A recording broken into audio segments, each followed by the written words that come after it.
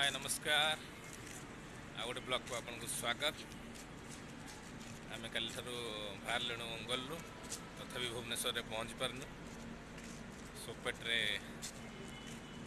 गाड़ी छिड़ा कि मेंटेनेंस आज देखा गाड़ी रे सब जो बगी अच्छी सब A1 A2 B1 B2 B3 general coach भीतर कौन सब सिस्टम कौ कौ बगी कौन कौन सब सुविधा अच्छी चल जा ट्रेन भर को ब्लॉग्सटा आरंभ कर।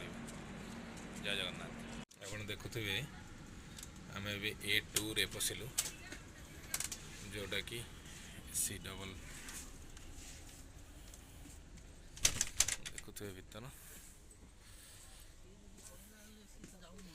सेकेंड AC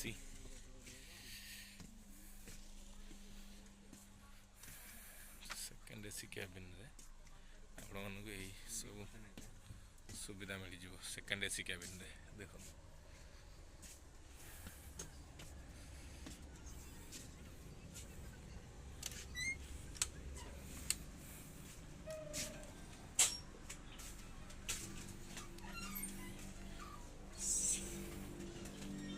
गोटे कैबिन की जीवा आप देखले सेकेंड AC रे केमती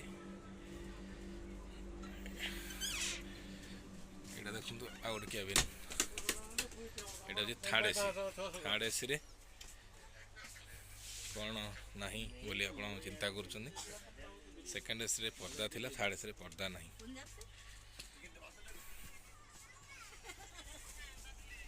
देखले सेकेंड AC रे पर्दा थिला, स्क्रीन थिला, थर्ड AC रे स्क्रीन ना। स्लीपर कोच जा स्लीपर कोच देख आरंभ होगा असनार आरंभ होगा स्लीपर कोच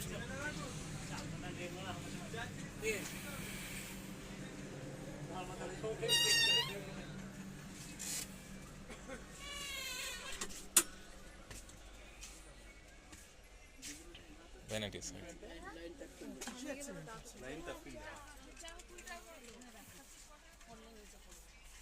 देखो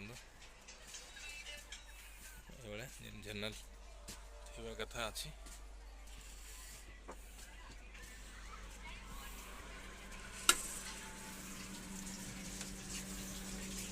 B1 को जीवे B1 ने देखिए कौन सिस्टम अच्छे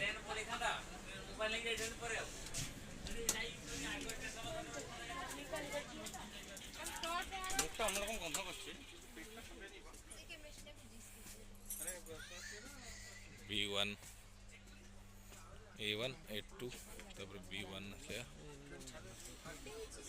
एमती B6 भाया ये ब्लॉकटा अच्छी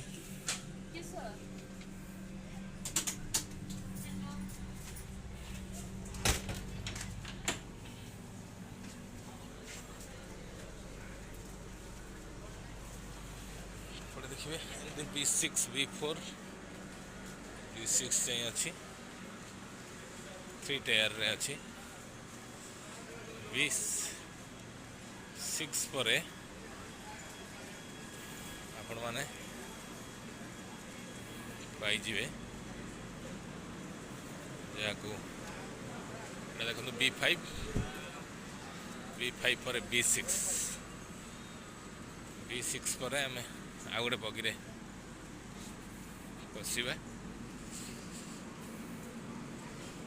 देखो ये सब गला पर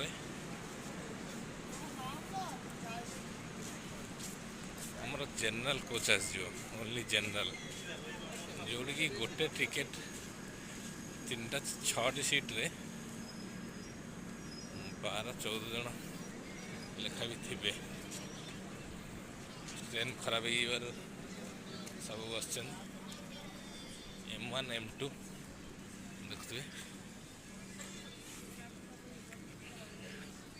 M1 M2 से सिस्टम से AC सिस्टमटा एका आसीगला स्लीपर कोच स्लीपर कोच रे ये सब थी बिना AC रे स्लीपर कोचटा हूँ बिना AC AC ना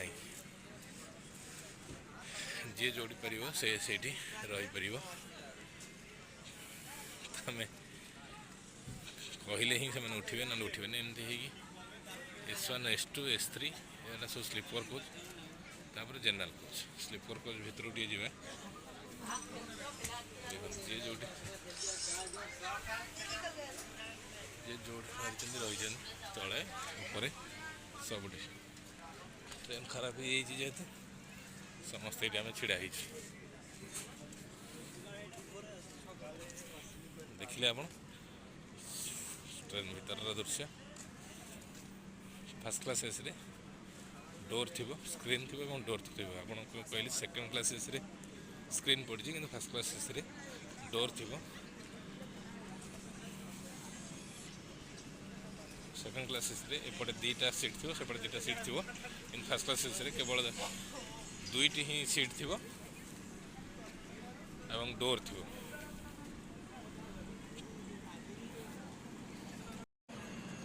ଦେଖିପାରିଲେ କେମିତି ଏସବୁ ଭ୍ୟୁ ସବୁ କୋଚ୍ରେ କେମିତି ଥାଏ। ସ୍ଲିପର୍ କୋଚ୍ ଅଲଗା, ଏସି କୋଚ୍ ଅଲଗା, ଥାର୍ଡ଼ ଏସି ଅଲଗା,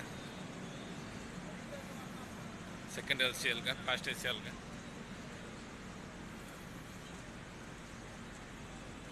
ଏଇଭଳିଆ ସବୁ ବଗି ଥାଏ, ଯେଉଁଟାକୁ କୋଚ୍ ବୋଲି କୁହାଯାଏ।